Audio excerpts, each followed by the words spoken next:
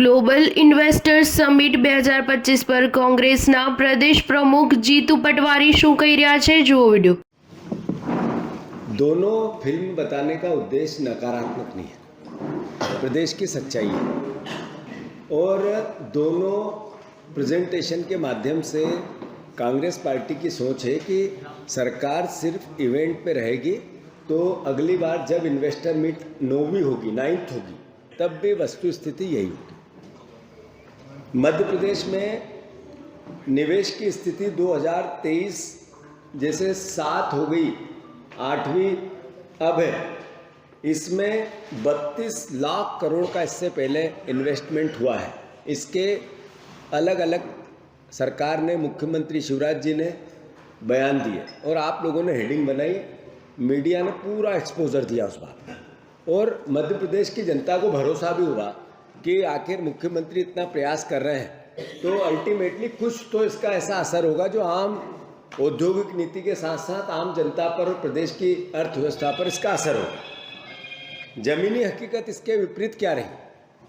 सरकार ने खुद ने माना, ये कोई हमारे आरोप नहीं है, सरकार के उत्तर है विधानसभा के, और जो आरटीआई से मिले हुए उत्तर या भारत सरकार की जो एजेंसियां उसके द्वारा निर्मित आंकड़े ये बताते हैं कि 10% ही, जो 32 लाख करोड़ की हमने बात की थी, 10% हम उसमें पास हुए हैं, बाकी हम पास नहीं हो पाए। ये हमारी बात नहीं है, सरकार की बात है। दूसरा, भारत सरकार की एक एजेंसी है, भारत सरकार की एजेंसी है जो फंडिंग भारत सरकार करती है, नरेंद्र मोदी जी करते हैं, एसो मैच। इसकी इस संस्था ने कहा कि सिर्फ 3% के आसपास निवेश हुआ है। 32 लाख करोड़ का 3%, यानी लगभग 3-3.5 लाख करोड़ रुपया ही निवेश हुआ है। ये मोदी जी की द्वारा, सरकार द्वारा जो घोषित एजेंसी है उसका आंकड़ा है। साथियों, मैंने आप सबको एक एक, हम अभी इस तरह का डॉक्यूमेंट देंगे, इस तरह का, उसमें पूरी डिटेलिंग हो रहा है। उसमें 2007 में 1,20,000 करोड़ की बात हुई थी, 14% इसमें उन्होंने अपना कंप्लीट किया, सरकार के आंकड़े, मेरे नहीं। ऐसे ही अलग अलग में आखिरी, जैसा मैंने कहा कि 10% का सरकार का आंकड़ा है, इस तरह का आपको एक अभी हम दे रहे हैं, जो हर तरह की अलग अलग इन्वेस्टर मीट के सरकार के दावे और सरकार द्वारा ही कितना कंप्लीशन हुआ, कितना इन्वेस्ट आया, कितना जमीन पे उतरा, उसके आंकड़े हैं।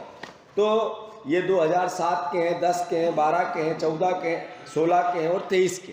जो 23 में हुई उसमें कहा 15 लाख करोड़ रुपए इन्वेस्ट होंगे, उसमें 1,95,000 करोड़ रुपए इन्वेस्ट हुआ।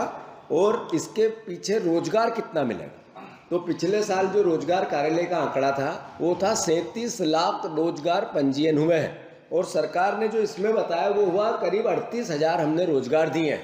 मतलब ये दोनों बातें सरकार की के असली चेहरे को बताती हैं। हम कोई आरोप, कोई प्रत्यारोप, एक सरकार को कोई नकारात्मक एक विपक्ष की भूमिका नहीं निभाना चाहते।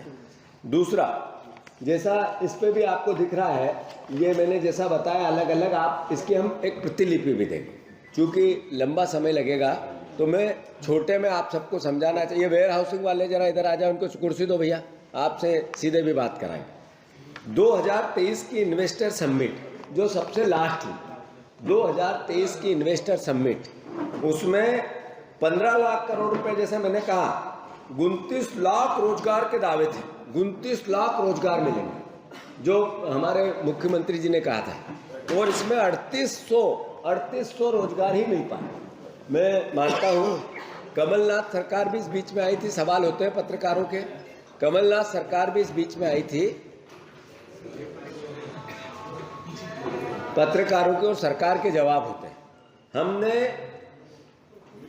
मैग्निफिसेंट मध्य प्रदेश 2019 किया था, उसमें 74,000 करोड़ रुपए के एमओयू रियल हुए थे, और उसमें से 30,000 करोड़ रुपए जमीन पे उतरे थे। ये भी सरकार के आंकड़े हैं, जो मैंने आपको जैसा कहा, ये आप इस पे देख सकते हैं स्लाइड पे, स्क्रीन पे। तो 2020, 21 और 22 में भी इसका असर हुआ। जो दो बाकी की इन्वेस्टर मीट हुई, उसमें भी जो कमलनाथ जी ने जिस तरीके से प्रैक्टिकल रूप में इन्वेस्टरों को बुलाने की कोशिश की थी, उसका असर हुआ।